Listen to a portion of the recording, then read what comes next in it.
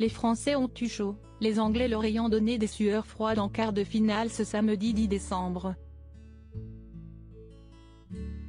Pourtant, même si les Britanniques semblent avoir dominé une bonne partie du match, ce sont bien les joueurs de Didier Deschamps qui l'ont emporté.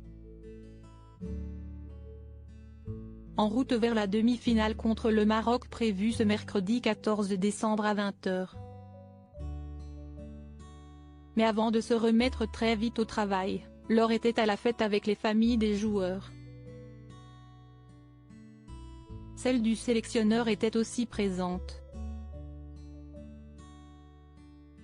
On a ainsi pu apercevoir son épouse Claude Deschamps. Celle-ci était assise en tribune aux côtés de Mathilde Capellard, la compagne de leur fils Dylan.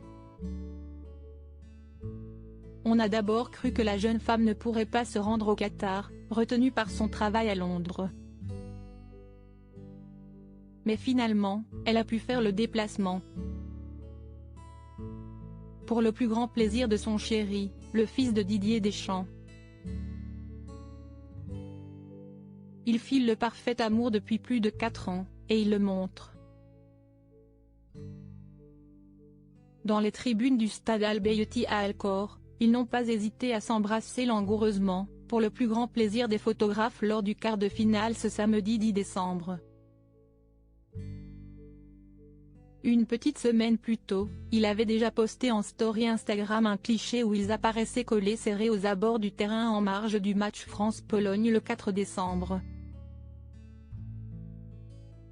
Le fils de Didier Deschamps, Dylan, s'amuse avec sa compagne Mathilde, au Qatar, lors du match France-Angleterre. La compagne de Dylan Deschamps, Mathilde, ne chôme pas. Ce samedi 10 décembre, ils ont recommencé et se sont de nouveau lâchés en tribune lors de ce quart de finale au suspense insoutenable, mais finalement victorieux pour la France qui l'a emporté 2-1 contre l'Angleterre. De quoi prolonger la bonne ambiance jusqu'au bout de la nuit. Les deux tourtereaux se sont rencontrés sur les bancs de l'EDEC, une prestigieuse école de commerce à Nice.